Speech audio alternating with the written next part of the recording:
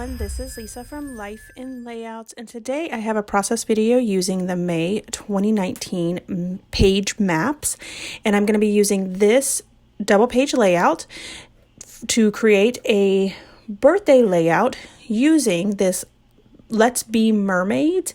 It's from Echo Park, and I have the paper pad as well as the collection stickers. I picked this up at Hobby Lobby when they had that massive clearance, but if it is available on scrapbook.com, I will link it below for you. So the photos that I'm going to be using is actually of a pool party, and I end up using a lot of the B sides of the paper because I love all of these girly colors, even the greens and the yellows and oranges, just the way they interact with other colors in this paper, it is just so girly. The only A side that I believe I use is this one here that I'm cutting up, and this is, it's like a light blue in the background, and then it has what looks like stitching in it in a wave pattern, and then different types of sea animals, so starfish and shells, clams, seahorses, things like that. The sketch itself calls for 2 6x4 photos on the right hand side, and I will be using those. And then on the left hand side, it calls for 4 smaller photos, and I believe they're 3x3. They may be 2x2, but I don't think that I cut my photos down that small. I think I cut them down to a 2.5x2.5, and then I matted them on this white cardstock just because I felt like they were getting lost in with that blue background. And I do cut my paper using the Tim Holtz 12x12 paper trimmer. Again, I will link that below for you guys. I don't like to cut the borders down, so I'll use my bigger trimmer to cut 12x12 paper, but then I'll use my smaller one by Fiskars just because I feel like I have better control over it. It's smaller and I can see the edges a little bit better, and I just like the way that I'm able to cut borders on my photos with my little one. So that's me. If you've ever wondered why I switch between the big one and the little one, that is why. I use this striped paper for the paper on the bottom, and that paper, the striped paper itself, is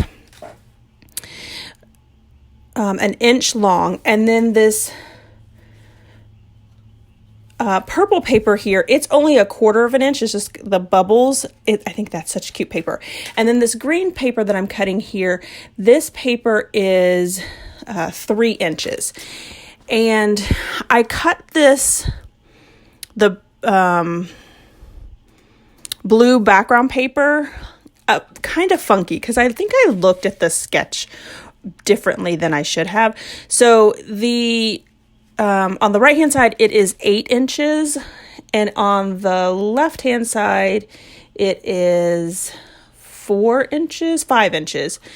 And I started out with it being 12 inches across, and then just eyeballed it to how wide I wanted it, because I did end up adding a second set of photos on the left hand side, and I'll talk about that in just a second. When I was reviewing this video, I gutted this paper, and I don't know why I did that. I don't have a lot of girls that I scrapbook. Most of the scrapbooks that I do are boys, so I don't know why. I think it's because I just really like this paper, even though I don't really have a whole lot of use for it. So I wanted to save as much as I could, and so I ended up gutting these really weird shapes in it, and you'll see. So I'm using that technique of very sophisticated technique of my fingernail to measure. And so I just really measured out how big my photo was, like what the space that would take up in my photo, and then how much additional space that I would be creating for, or what that I would want to need. So that ended up being 9 inches on the right hand side and 11 inches on the left hand of the layout. So this is where you'll notice that I put the 4 2.5 by 2.5 photos down. And then I also have that additional 4 by 6 photos. And I went ahead and put that down and just extended my paper out as opposed to having that white space on the end. So I have a little bit of white space. Technically it's pink because the background paper is pink. Maybe just 1 inch long as opposed to what probably is closer to like 3 inches in the sketch. But I made it work for my photos and what I wanted to put on there. So after I adhere everything down, all of the background pieces down, and the photos themselves. These photos are of my friend's album that I'm doing for her. This is her daughter and her daughter's 8th birthday. And it was at a local water park area. And it's there's so many cool photos in here because there's photos of her going down the big slide and of like one of those places where you can dump water on yourself. That's what that 4 by 6 photo is on the far left-hand side. I ended up using this white grid paper as what could be my journaling. Again, with these layouts, I'm not doing journaling on them, so I wanted to leave space for her to do journaling, but also with the ability of not having to add the journal. So if you look at this piece of paper with the grids, it has the starfish at the top there, and I do end up putting a little sentiment at the bottom, a little stamp at the bottom. So it could just act as a white border over there, or she could journal on that if she chooses to do so. So it kind of gives you the option of what to do. And she is a scrapbooker, so she will probably journal on there. But I know that it may not be something that she gets to right away when she gets this album. On the left-hand side, I was looking at the sketch actually while I was editing the video, and what I realized was that there was a tag there that has the title on it, and for some reason I just thought that that was a white space, like the pattern paper didn't go over that. And then when I looked at it again when I was editing, I was like, oh, that's what that's supposed to be. So I went ahead and covered up that space with this mermaid. And every girl loves mermaids. I think that's always kind of a fun thing to have on layouts, even though that these are pool photos and it doesn't really go. I think that that Little Mermaid looks like her. My friend's daughter has brown hair, and so it kind of goes with it. There's several of the mermaids on the sticker sheets that represent all of the different ethnicities and hair color, which I really like because you don't tend to see that usually. You only tend to see like one ethnicity and one hair color in the pick stickers and things like that. So I really like that Echo Park did that. I pulled out this stencil and I'm going to test it on the back to make sure that I like it. And I'm using this wavy pattern and the ink pad that I use to ink up the edges just to add a little extra detail. And I really love the way that it turns out. So I add it on just really kind of all over. There's a couple on the right, and then I make a little bit smaller ones down on the bottom of the photos as well as on the top of the photos. And I add one more over here in the corner. And I just love the way that movement, it makes it kind of definitely feel like a wavy pool photos. So now I am finding this sheet of paper and I pull out this yellow, and it reads like a solid, but it does have a small tone on tone wave pattern to it. And I wanted to add a tag, and this metal die is from Ellie's Studio. If it's still available, I will link it below. I've had it for quite a while, so I don't know if it's still available, but I do love it. It cuts out the perfect tag. So I just pulled out my Sizzix Big Shot to cut out a tag in the yellow, and I do end up putting the year of these photos on that tag after I put it on the layout. So I follow it just like the sketch is. It's on the far right hand side of the sketch, and I put that almost in the same spot on my layout as well, after I do fuss with it a little bit because I can't get it to go straight. Again, should have pulled out my T-square ruler, but didn't want to be bothered with it. So I wanted to let you guys know that I have created a Amazon list of my most popular tools.